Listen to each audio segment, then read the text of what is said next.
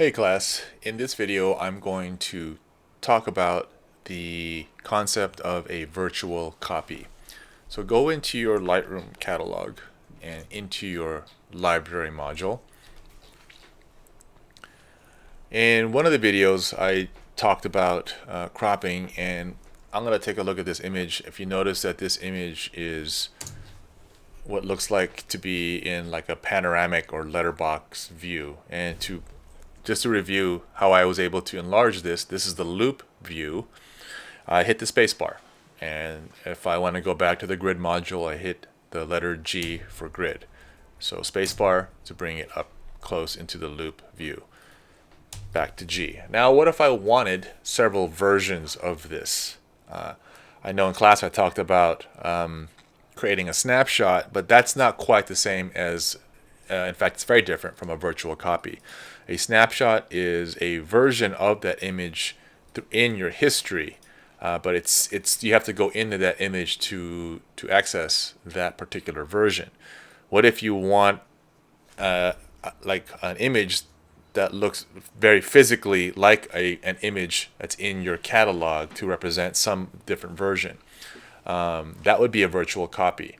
And it's virtual because it doesn't take up any more space than the original file.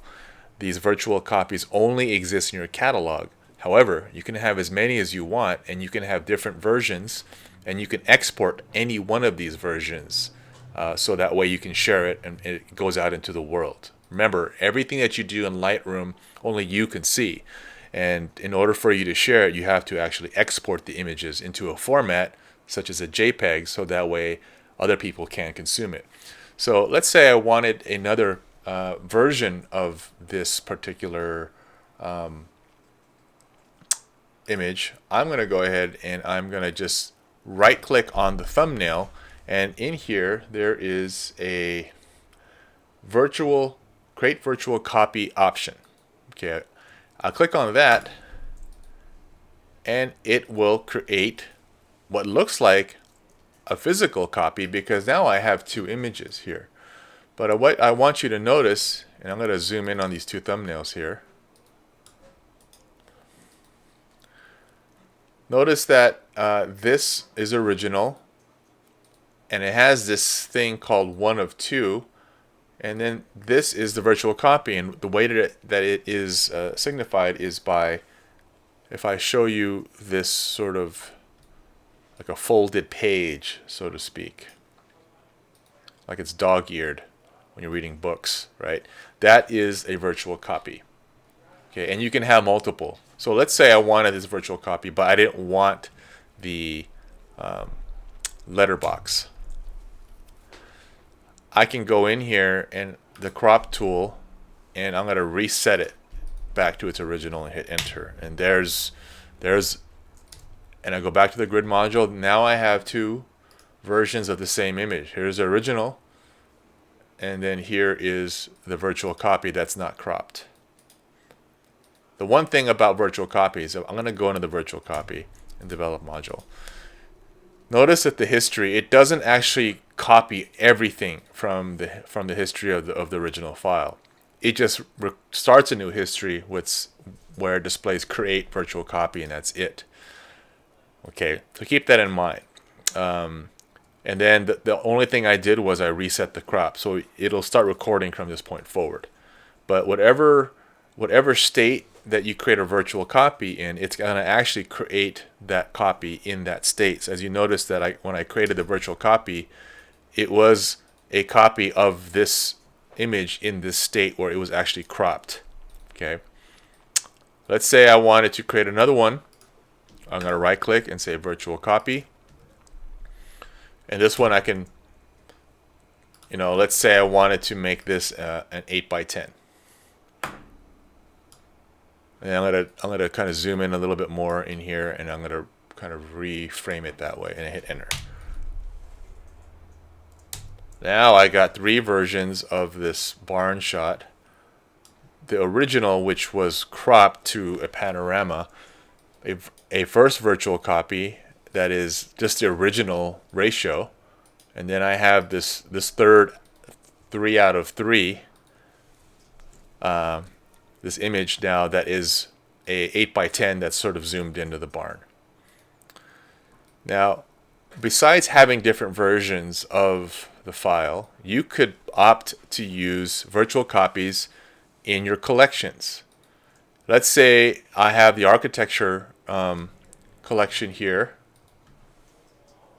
Under my collection set, A01, I have a collection called architecture. I could put in all of these in there. So I'm going to click on the first image, hold the shift key, and click on that last image so all three are highlighted.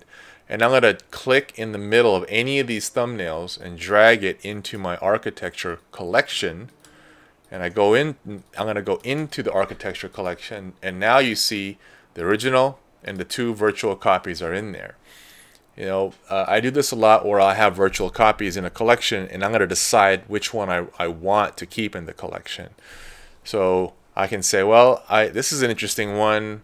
This one's the original. I don't want that one. I'm going to hit delete, so it's gone. So it's either between the panorama or the 8x10, and you make a decision. But as you can see, you can definitely include virtual copies in your collection. And just to let you know, I'm going to go back to the library, just in the Montana folder. If I were to click on this image, and I were to right click it, and in Windows, it'll say something like maybe show in Explorer or something like that. On the Mac, if you said show in Finder, it's going to actually open a Finder window. Remember, a Finder window is very similar to a File Explorer window in Windows, where you're navigating through your files. I want to know where this actually lives on my hard drive. So I click on Show Finder, and let me pull that up here.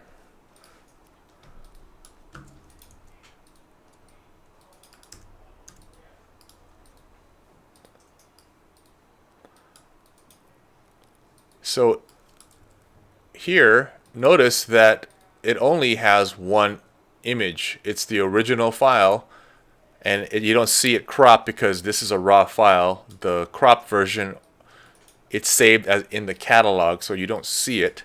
And these other shots are not the barn. It's the originals from part of Montana. So even though I have 3 versions of this, you only see one version, hence virtual copy. It doesn't take up any more space. In Photoshop, the equivalent of doing this would be to have 3 physical files. One crop, they're all different cropped versions, right? And that would be taking up 3 times as much hard drive space on your system. So that's the great thing about virtual copies. You can have a bunch of them just for you to make decisions on maybe your cropping or make decisions on your processing for one particular image. Okay. For more information on the crop tool, you can go to your textbook starting on page 192.